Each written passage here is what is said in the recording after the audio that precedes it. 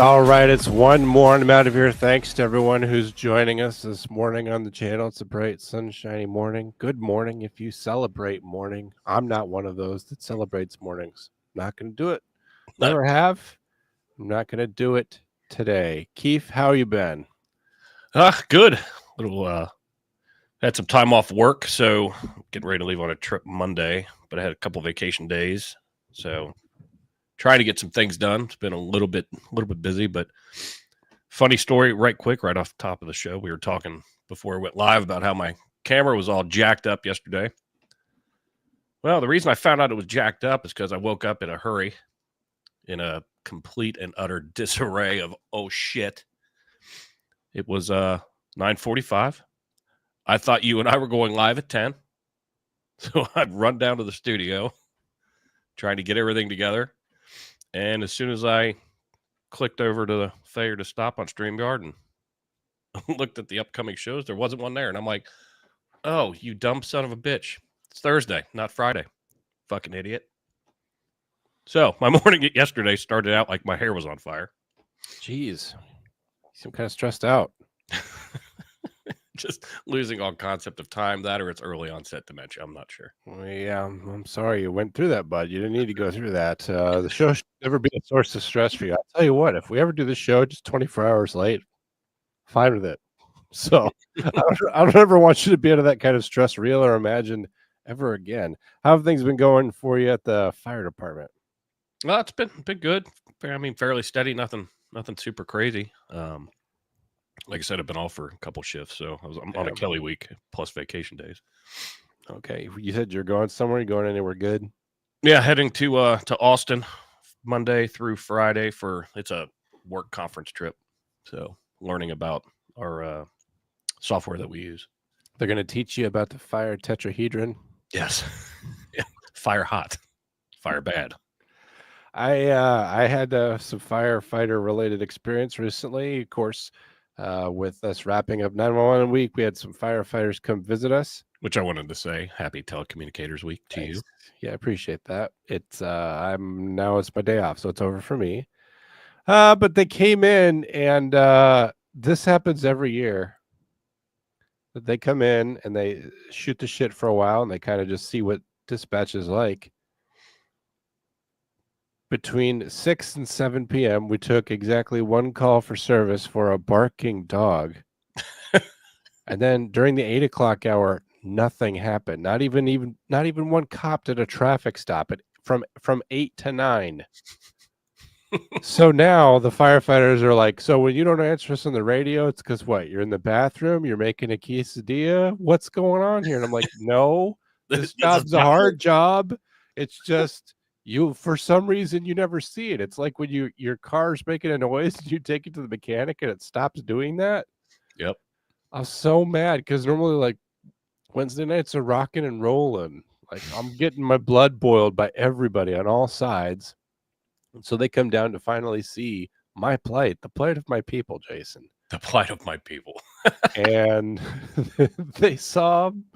nothing. They see that we're full of shit when we get on the radio and we're mad, that we have no reason to feel that way, and that we're basically paid to sit around and do nothing. So when they left, they're like, these motherfuckers, they bitch and complain that they're so busy. Yeah. it just, and you know what made me mad is, like, normally if I'm on Wednesday night I'm on the radio, if I'd had that night to myself, if we hadn't had any visitors, I would have sat there and I would have completely unwound. I would have relaxed like nobody's business. But because we had visitors and I'm trying to, be sociable and be collegial and tell war stories, I didn't get to enjoy it. So I could have sat there in the absolute quiet of a church right there in Cobb Center for an hour with no phone and no radio. It would have been... since the first time since 2020 that happened, the COVID year, that we could have had an hour to ourselves. Oh, yeah. My next door neighbor, he's a junior in high school, and he's going to a vocational school to become a fireman. And he came to the firehouse and rode with us one time. Yes, a couple months ago. Not a fucking thing. Absolutely nothing for like 8 hours. And I'm like, Mason, it's normally not like this, I swear. Yeah, normally there's a crazed arsonist on the loose. Old men have fallen in the bathroom and they are wedged between the tub and the toilet. Uh, Women are dying as well. There's normally something. There's a gas leak by a daycare. There's something exciting going on. And then, of course, when the moment comes for you to show that you're doing a great job and that this job is hard, no one gets to see it. So I don't know. I'm glad Mhm. from my experience, I don't sound so crazy. Speaking of crazy, crazy good deals over at ghostbed.com. Use the offer code Wolfpack. You can save up to 40%. That sounds insane to me. How do they stay in business offering discounts like that? Can't be done. Yet they're doing it every day. That's just how good Ghostbed is. Go over there, do Ghostbed, use the offer code Wolfpack. That will save you 40% on everything that you can find on that website, whether it's a cooling technology, mattress, pillow, or one of their adjustable frames or their sheets. Everything that you need to get a good night's sleep, everything you need to use to get the best out of the 8 or more hours that you dedicate or less to sleeping every night so that you can deal with your mouthy children, your annoying boss, slaving away just to make it week to week in this crazy world. Like I said, use the offer code Wolfpack. That lets Ghostbed know that you went there because I told you to go there. And then they give us a kickback USAID style. And that makes sure that we get paid to do the show. So, like I said, ghostbed.com, Wolfpack. You could try it out not for 99 nights or 100 nights, but 101 nights. And if you don't like it, the professional sales team will work with you to figure out how to make you more comfortable. All American company. They love cops. They love firefighters. They're aware of 911 dispatchers. They know they can dial 911. Other than that, I don't know what they think of us. They haven't said. But they also love veterans too. So when we constantly fight wars in order to justify the military industrial complex, they are ready to serve the people who are ground up in the gears of war. So thank you, Ghostbed. We appreciate you. Also, the show is brought to you by factormeals.com. Meal planning to the next level.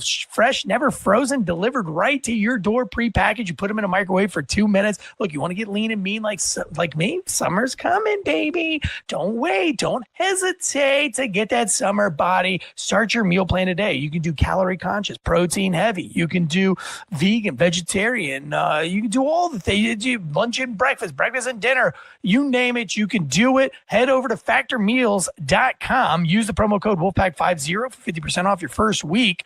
And start your meal planning today. These things are amazing. They're delicious. Josh, our producer, is already up on them. He's getting lean and mean, baby. Everybody's doing the Factor Meals game. So head over to factormeals.com. Use the promo code Wolfpack50 for 50% off your first week. Thank you, Factor Meals. I just want to remind you that there is no scientific evidence that Josh is getting lean and mean.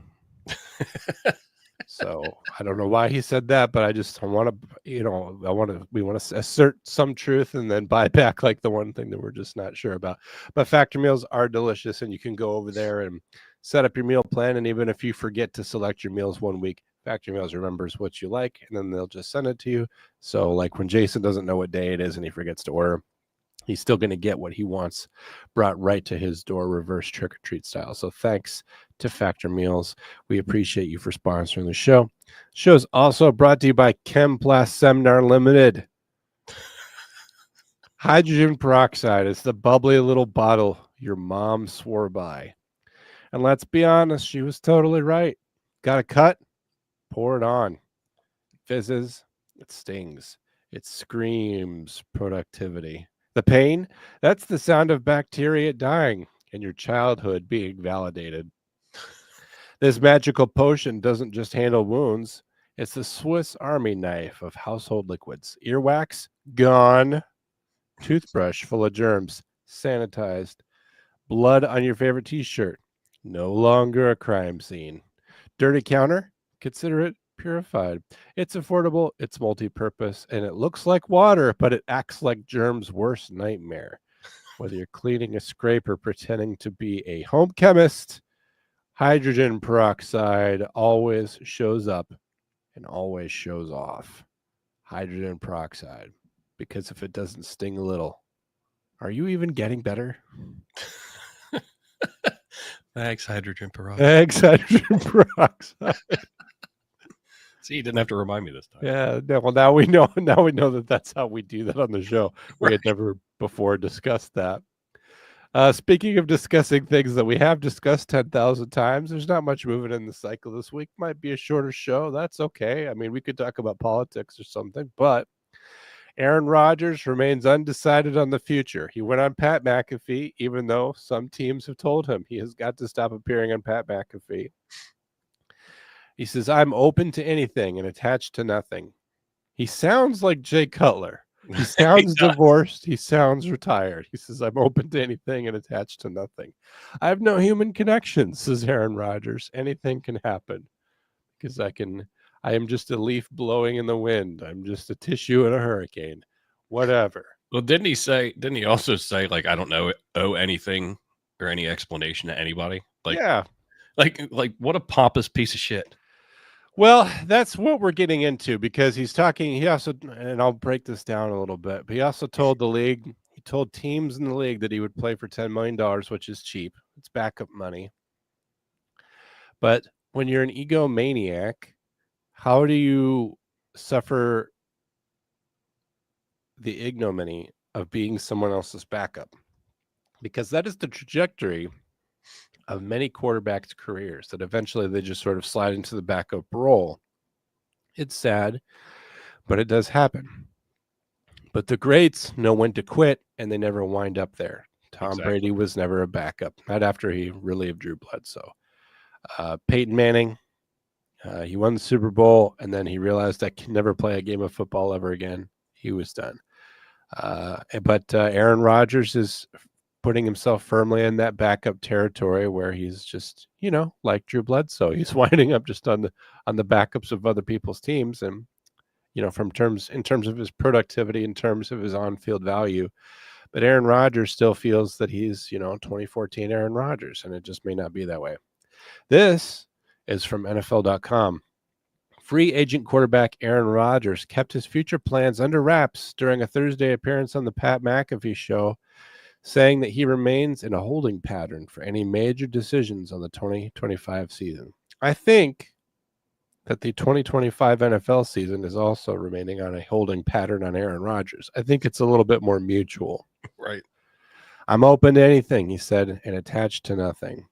In his first media appearance since January, Rodgers says retirement remains a possibility after a 20-year career. He's also not ruling out the Pittsburgh Steelers as a possible destination. In short, a week from the start of the NFL 2025 NFL Draft, Rodgers doesn't know what he's planning on doing, or at least he's not yet ready to reveal anything. So this is why it doesn't make sense. All the teams are going to the draft this year. Some years, teams don't go to the draft. That's what Aaron Rodgers thinks. They all go to the draft, and they all have a plan, and they all have specific needs, some of which are based around quarterbacks, some of which are based around budgets, some of them are based around their ability to manage draft capital. And so he needs to fit into somebody's plans. You cannot just show up last moment and expect to get things done properly. And he's just kind of purveying upon the fact that he's Aaron Rodgers and he can wait an indefinite amount of time to make his intentions clear, and it will still work out for him. And I think that's probably not accurate. The 41-year-old Rodgers said on Thursday that he was citing personal matters as the reasons he's delaying any decisions on whether or not to play football next season. So, personal matters being ayahuasca. Personal matters meaning a trip that he has already booked to Egypt or elsewhere, and he doesn't want to have to go to OTAs and training camp. He's doing the same thing that veteran quarterbacks always do, where they just feel like they need to show up on September 1st, and that's enough.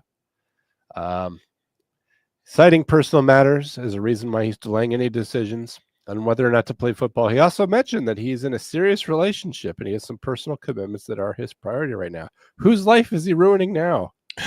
I don't know. Let's find out. Woodley said that her soul died when she was dating Aaron Rodgers. That's some fucked up shit. Your soul dying? The immortal part of you, Shailene Woodley, and her soul died. Her body's alive. a husk, emptied out, carved with the melon baller that is the personality. Rodgers, like a pumpkin on November 1st, Shailene Woodley. All we know is that her name is Brittany with an I. That's not good, guys. The eye is a warning sign. That's nature's way. Like a bee being yellow and black to warn you of the danger. Brittany with an eye is how you know not to be associated with her. That or she's got to be at the strip club 5-5 today. That too. I have a couple people in my inner circle who are battling some difficult stuff. So I have a lot of things that are taking my attention and have since the beginning of January away from football, Rodgers said. That's where I've been focusing most of my attention on. To make a commitment on a team is a big thing, whether you're a first-year player or a 20-year vet. So he's got stuff going on. Didn't stop him from going on Pat McAfee. Right. That's from Yahoo Sports. He's not ready to make a personal decision. He wanted to set the record straight, but there were no hard answers about his future. He says that he's got personal stuff going on, but he's been upfront with the teams that he has talked to. Retirement could still be an option, still be a possibility, but my focus will be on my personal life. That's what I've told the coaches, all the coaches from all the various teams. The long list. Which, by the way, they're all trying to figure their shit out. Like I said, they're trying to get their draft put together. And he's like, I got personal stuff going on, guys. So, like, this guy's, first of all, is already a toxic asset. He destroyed the Jets, a team that was already destroyed. You didn't think could be destroyed. He destroyed the Jets. He's like he's let poop spoil is what happens with the Jets. I don't know how he let that happen. But now is the time to make decisions. Teams need to know what they're doing going into the draft. And teams would be interested in Aaron Rodgers, even if it's just the Titans or something. But he won't commit to anyone on anything. And I wonder if he's trying to bluff them, saying, like, go ahead and make your plans, draft whoever you want. I'm not making a commitment at this time because I really don't want to go to OTAs or whatever else. I don't want to have to settle this all down. I just want to be the hero for the last minute. I want to be Han Solo and say, look, kid, I'm not in it for your revolution. But, you know, when all the X-Wings are flying towards the Death Star and they looks like they're going to lose, here comes the Millennium Falcon. And it's Han, and he didn't really abandon the rebels. That's the situation that I think that he thinks is playing out. That's a great analogy. I like. Thank you. I've got 3 good analogies coming back from that crab one from last week. But anyway, he said he wasn't waiting around for the Minnesota Vikings because he wants to play there, which has been rumored. He says that's not accurate either. I guarantee you that's 100% what it is. He talked about wanting to set the record straight and said many of the media reports and rumors have been false. He told McAfee that he told teams he'd play for $10 million, which is far below the market for a starting quarterback, and that he hasn't been stringing anyone along. He's stringing the world along. Right. Not one in particular, everybody. Keith, I got to ask you, he says that he's told teams that he'll play for $10 million. Which teams has he said that to? Because it's not all 32 teams. I initially read something yesterday that said that he told all the teams that, but he didn't say that to the Jets because they don't care. They're like, you can't come back for free. He didn't say it to the Packers because there's no way that there's been some sort of peace overture between them. I could tell you he didn't say it to the Cowboys because it just doesn't seem like something that he would do. We were in need of a backup this year, but nothing happened. So, and I mean, Jerry Jones went after Andy Dalton. He would go after Aaron Rodgers for a backup. He would have. So what teams do you think he's talking to? They're talking Pittsburgh Steelers and all this. I don't think the Steelers yes. I don't think the Steelers are that interested in him. I don't think they are either. And you know, it's been all over the TV this morning even. But, you know, about the Steelers and should the Steelers move on from him? I think, honestly, they have. They just haven't gone public with it. They're just like, we don't even really need to talk about it. We'll just. I think they don't want to do that because they're showing professional courtesy. Right. The Pittsburgh Steelers say, like, listen, we're done dealing with this guy and I can't make up my mind. I have personal stuff going on right now. That makes him look less desirable in the market. If the Pittsburgh Steelers are showing interest, then other teams will be like, well, the Steelers are smart. We should be doing what the Steelers are doing, you know? Who else has been rumored that he talked to or they talked to him or whatever. So the Steelers, the Vikings, those are really the two that I've read about. I haven't really read about anybody else. And you'd think that like the Colts would be interested in him, the Browns, I mean, sure enough, these teams have made moves and they've made commitments, but since the Super Bowl, since the official end of all football playing for the season, teams have had needs to be addressed, and Aaron Rodgers has existed. And I get that some of that time was spent figuring out how Aaron Rodgers would be packing up his things and leaving from New York, but it seems like if anyone was really chomping at the bit to get to Aaron Rodgers, there wouldn't be so much left up in the air. But he's doing himself no favors by saying, I got personal stuff going on right now. I think he's overplaying his hand. And this is how you wind up in the situation where one of two things happens. Either nobody calls you, or a team gets real desperate and real stupid. And it's October or November, and they're competitive in their division, maybe even in their conference. And somebody goes down and they say, you know what, we can just give the ball to Aaron Rodgers. And even though he doesn't understand our offensive scheme, even though he speaks a different language, he's going to go out there audibling and no one will understand it but Aaron Rodgers. Look at Flacco. I mean, Flacco got called off his couch to go.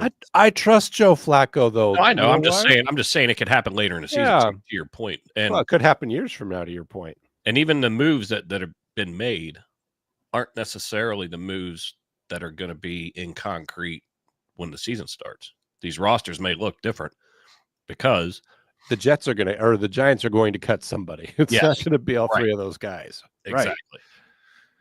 Right. But you make an interesting point about the Browns picking up Joe Flacco. I think when it comes down to trust, that just shows you. Look at 2023. How did that go? Well, Aaron Rodgers is tearing his Achilles, and Joe Flacco's having the comeback season of his career. It just shows you that Joe Flacco has definitely surpassed Aaron Rodgers in his marketability. I don't know who's a better player. Anyone can argue that, I guess. But in terms of his attitude and his desire to play and his cooperative interplay with teams, Joe Flacco has that better than Aaron Rodgers. Aaron Rodgers has been picked by no one, and he says, like, I might be too busy, guys. It's just it's just such a bad look. Way to show some dedication to the craft.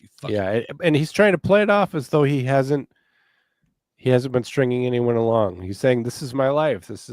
Things are different now. My personal life is different. I have stuff in my inner circle that is important to me. Like, guys, everyone has stuff like that going on in their lives. Everyone has a family. Andy Dalton has like 5 kids, doesn't he? Something like that. He's always got something else to pay attention to. Yeah, it's like Aaron Rodgers is the only one, the only busy one, the only one with shit going on, with family issues. I got shit going on, Aaron. Rodgers did say that his exit from the Jets didn't go smoothly. He flew across the country to meet with the Jets. Rodgers said after 15 seconds after new Jets general manager Darren Moogie joined the meeting with new Jets coach Aaron Glenn, Rodgers was asked if he was interested in playing this season, then was told the Jets were moving on without him. So why did they ask him, are you interested? And then they said, we're going without you. Rodgers said he planned for a long meeting, and it took about 15 minutes. I brought snacks and everything, he said.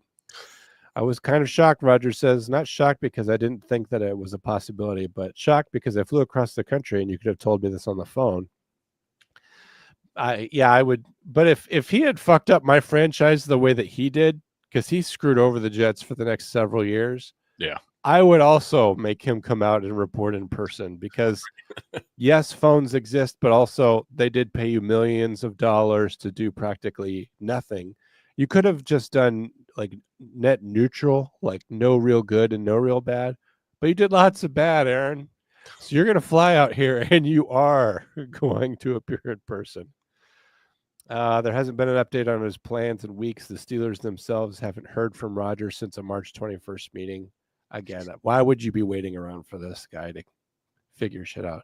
His options became more limited as he waited to make a decision. The Vikings reported to be a preferred destination. Although the Vikings had discussions with him, they ultimately decided not to pursue him. They seemed to leave the Steelers or retirement as the two main options. The Steelers were looking for a quarterback and did make the playoffs last season. If Rodgers wanted to keep playing, not many teams had an opening, and the teams with shaky quarterback situations weren't obvious playoff contenders in 2025. Even though Rodgers to the Steelers was the obvious match, the situation has dragged on through the past 3 weeks without a strong indication of how it will resolve. And there's still no resolution from Rodgers to clear it up. You're fucking it up, Aaron. Any final thoughts on Aaron Rodgers? I just wish somebody would make a decision so we could just quit hearing Stop about it. talking about it. I'll say my thanks to Aaron Rodgers for mismanaging your life so that we had something to get us through the first 26 minutes of the show. There you go. That may have been the most positive thing to come out of Aaron Rodgers. We got draft coming up. I'm going to be there. Keith's going to be working, so even though we had big plans to do a live from the scene show, now that won't be happening, right, Keith? That's correct. On the other hand, I could record some stuff and we could play it later. Yeah. I could send you some shit, maybe. What shit would you send me? I don't know. Like what? You like taking off your shirt and scrubbing down the fire truck? So How'd that, you like, know? when you were at the draft, this is what I was doing. And it's like, even though the truck's obviously clean, you guys just like taking off your shirts and throwing suds at each other. It's exactly how it happens. No, but I mean, like, I could record some stuff, and it's like, if anyone ever wondered what it's like to go to the draft, Yeah, I guess I definitely. could play that. The only thing is that normally the draft's in New York, and now this year it's in Green Bay, I think, because they're trying to include more fans from around the league. Green Bay's an interesting place to do it because it's the NFL's smallest market, either Green Bay or Buffalo. I've been to Green Bay. It's a very small town. But they have invested a lot in that town to be good hosts to the Green Bay Packers. Also, it doesn't smell like urine like New York does. True. So they got that going for them, which is pretty nice. They've got a Mike McCarthy Lane, and they've got a Shell station over there that's pretty good. Bathroom, I would say C+. So that, Green Bay's got it going on. And what's the best part for me is that it's achievable. I could go to Green Bay from where I live without it being too much. So we're talking about the draft. This will probably be probably the last time that we're really talking about the draft here, because by the next time we're back on the air in May, it will all be over. So the Giants are working out multiple quarterbacks, including Shedeur Sanders, just before the NFL draft. I looked up the odds to see if the Giants would take Shedeur Sanders, because that's where the conventional wisdom is. You can get all these talking heads. You can get Dan Orlovsky and Pat McAfee and all these, whoever else you want, talking about the draft order, and they use their special football insights. But the truth is that nobody knows like money does, and no one knows money like Las Vegas. And they say that it's plus 250 for the Giants to take Shedeur Sanders. Now, I'm not a gambler, Keith, but I think that's what that means, is that if you put $1 that the Giants will draft Shedeur Sanders, that you win $250. So I like how you're like, oh, should I have to explain gambling to John? no. Okay.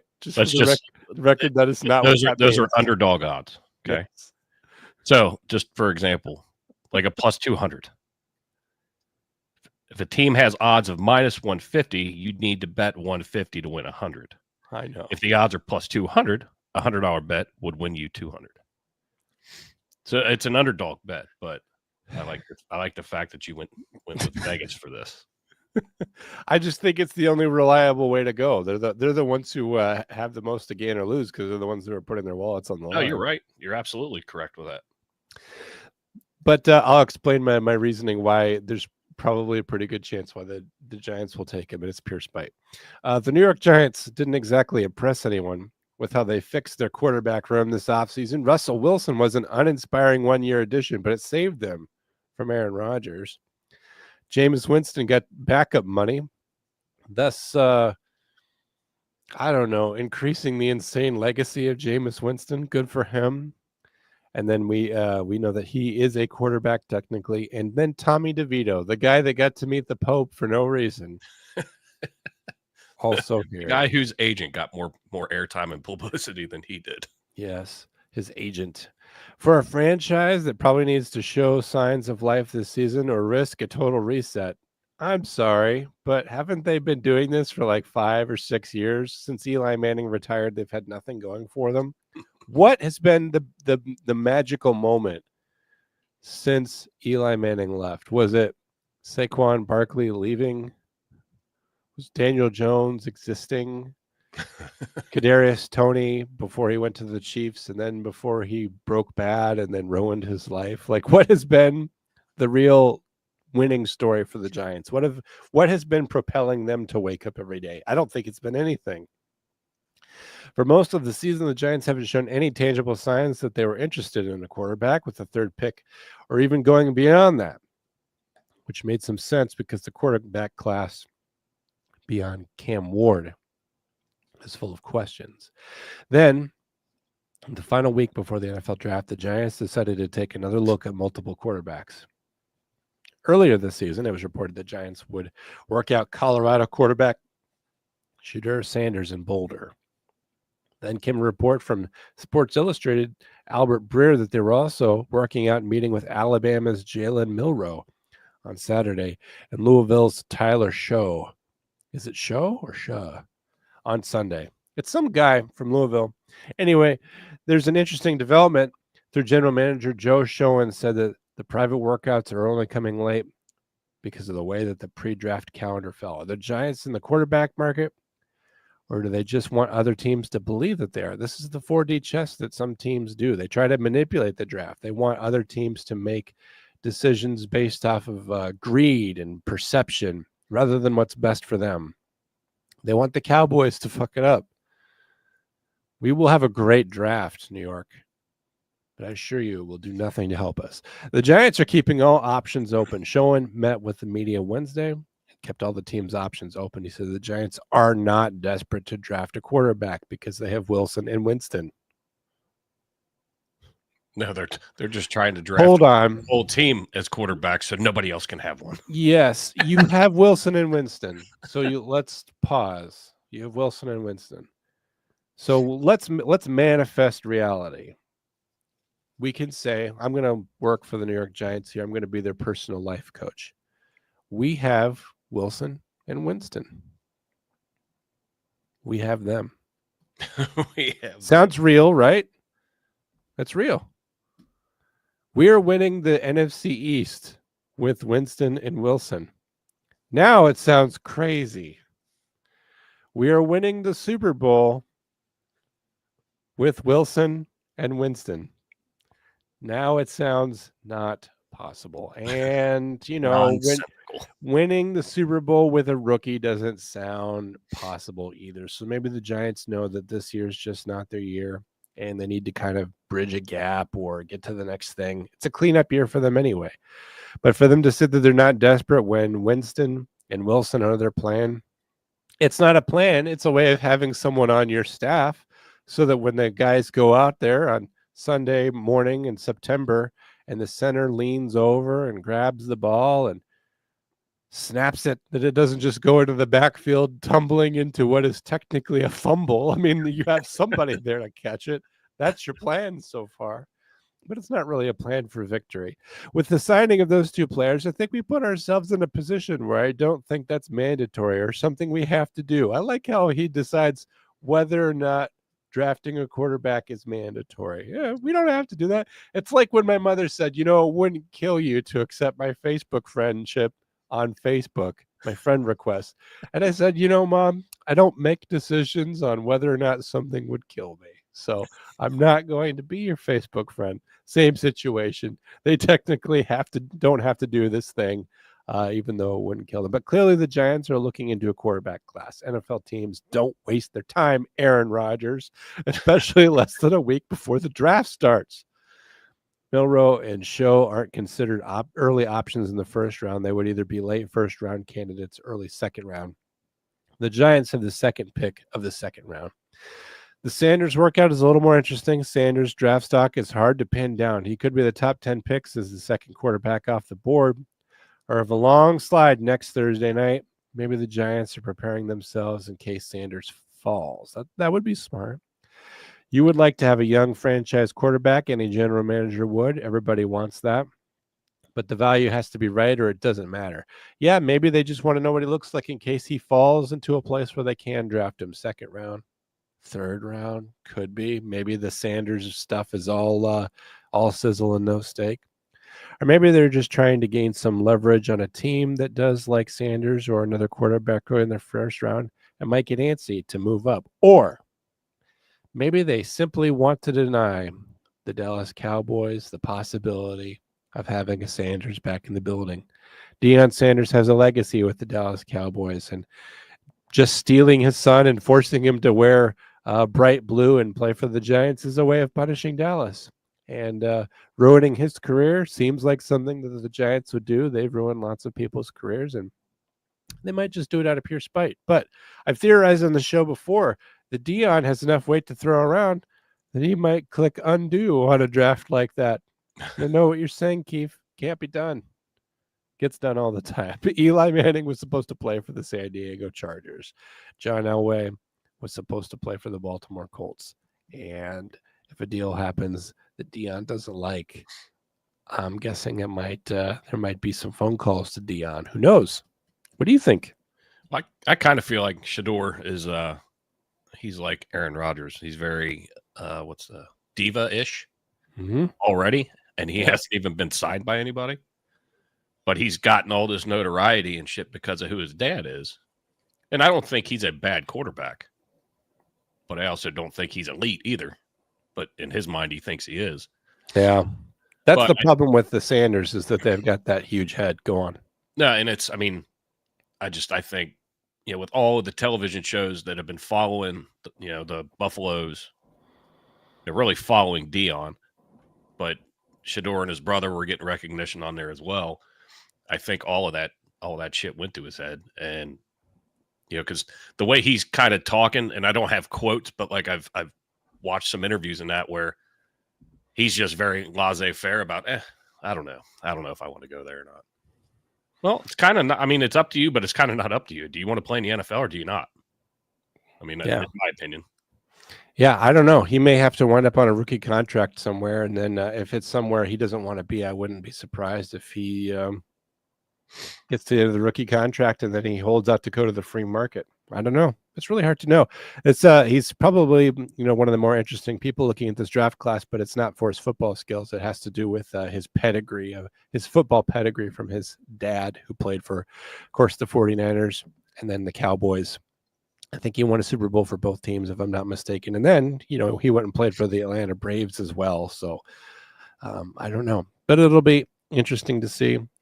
Kind of closing out some of our moving around from team to team. This is from Yahoo Sports. This is about Jalen Ramsey.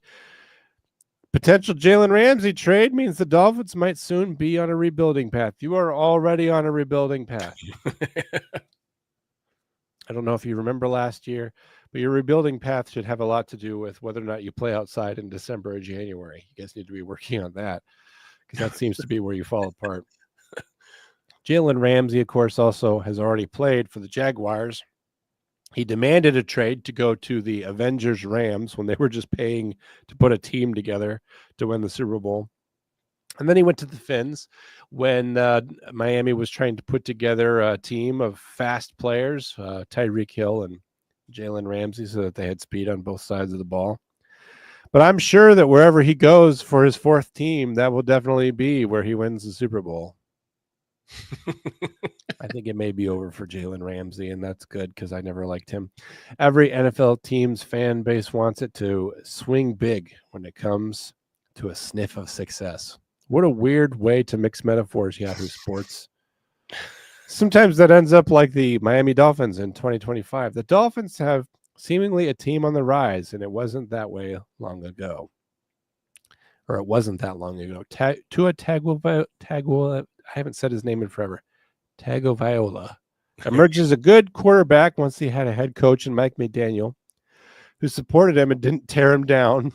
They paid a lot of land to Tyreek Hill, and Hill had a pair of 1,700 yards to start his Dolphins career. The Dolphins made the playoffs in 2022 and then traded for quarterback Jalen Ramsey. They've given him 2 big contract extensions since. Hill signed a massive contract extension upon his trade from the Kansas City Chiefs and signed another big restructured deal last year. And for all that, the Dolphins still have the longest drought between playoff wins in the NFL. Thank God. Thank God. It has been 24 years since the Dolphins won a playoff game. Guys, the Cowboys win playoff games. Yeah, we only win one per year. But I'm just reminding you that the Dolphins have not won a playoff game in 24 years. Now the playoffs might be blowing things up again. General Manager Chris Greer confirms media reports Tuesday that the Dolphins have Ramsey have mutually agreed to explore trade options. It seems to be more than a star player looking to move on and a team trying to get its salary cap in order. It's the end of an era for the Dolphins, even if it could be considered an era at all. Yeah, the last couple of years, has this been a memorable time for the Dolphins? I often forget about the Dolphins. Your facial expressions are awesome.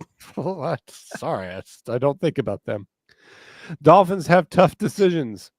Ramsey's contract is one reason he's on the block. An acquiring team would take on $21.1 million for this year. The Dolphins signed Ramsey to a restructured 3-year deal. A 3-year deal of $72.3 million contract. And now he might be moving on. I don't know what comes next for the Dolphins. Their errors keep compounding. They had good drafts from 2018 to 2021 before the core that to build the core that made the playoffs.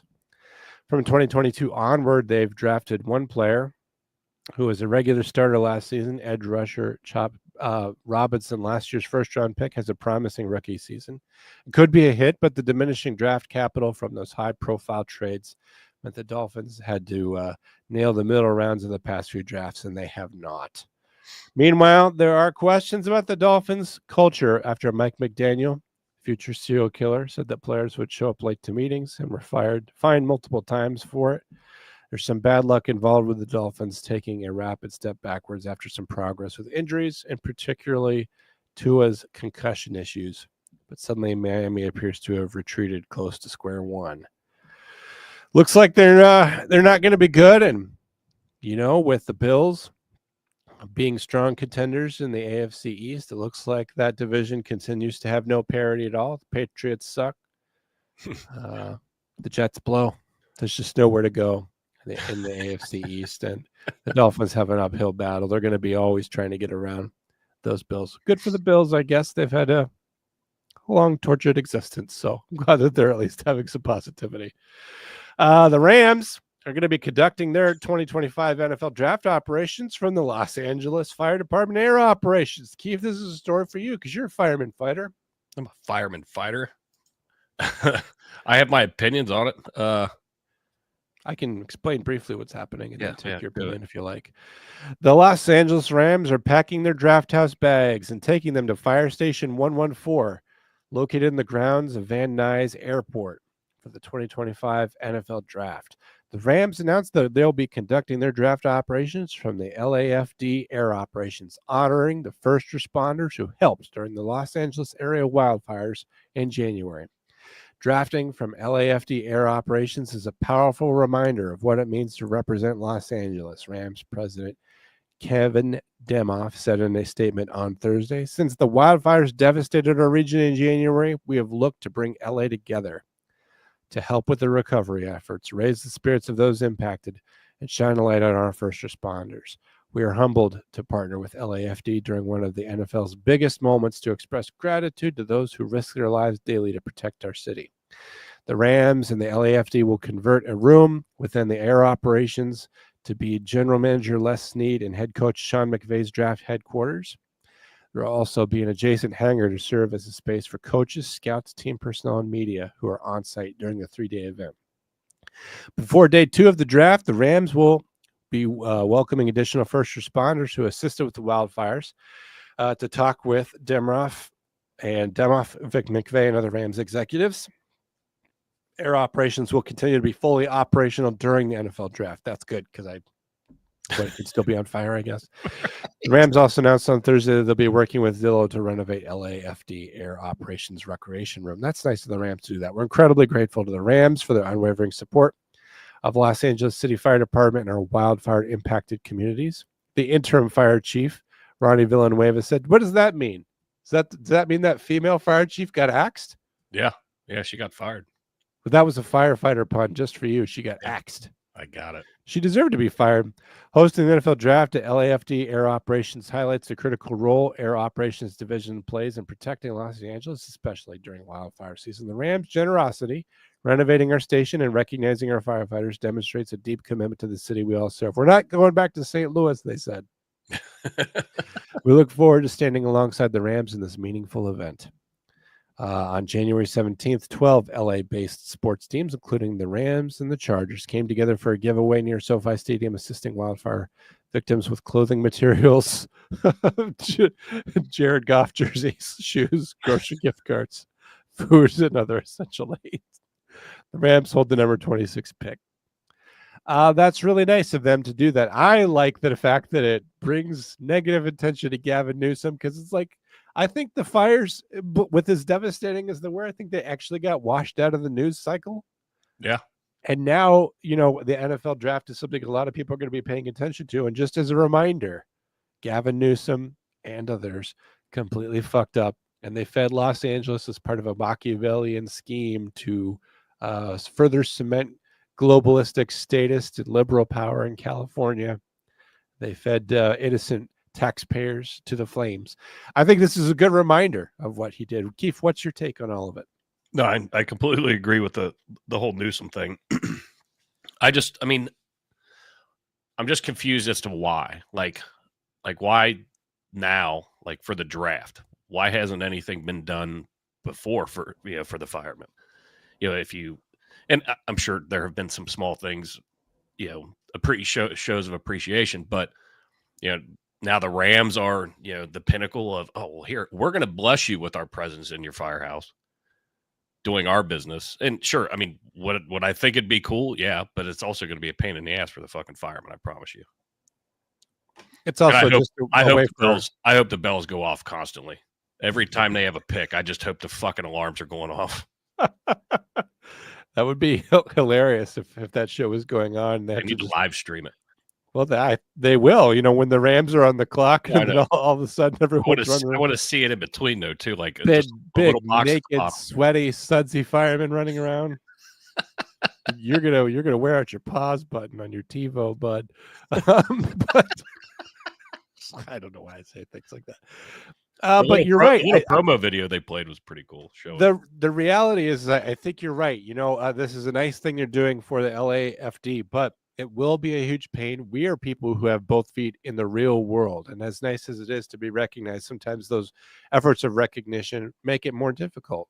I showed some ingratitude earlier when the fire department came to visit me and get to know my job. And my complaint was that I had an hour of peace that I could have enjoyed, and I didn't get to enjoy it because I was hosting them. And I'm sure they'll feel the same way. They're going to work that night, and now they're going to be out of their normal routine. I don't know how firefighters are, but as 911 dispatchers, we like our space. We like to be left alone. We like to have a routine. We want a quiet shift. And no matter what, if you've got the Los Angeles Rams there, you're not going to have a quiet shift. You're not going to be able to sit around and do what you normally do. You're not going to catch up on paperwork or clean the station or whatever. Now you're going to be working hard before the Rams even show up.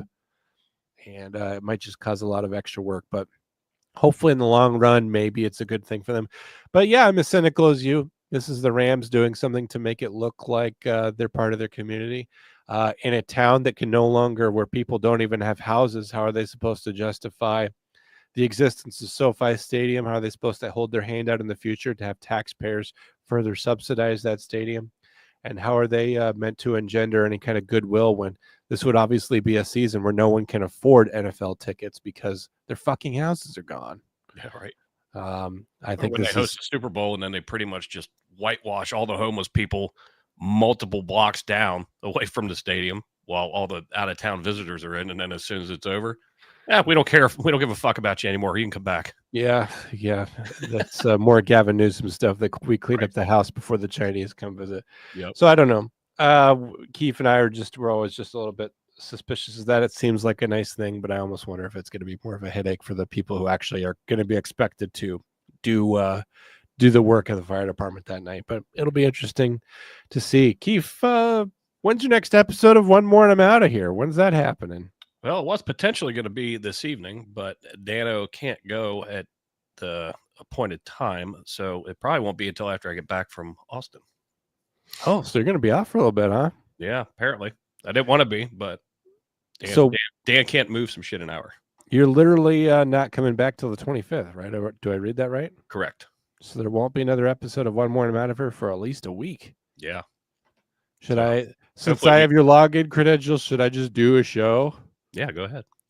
I'm Andrew Pepperoni, and I'm Jason Kiefer. I just do the whole show.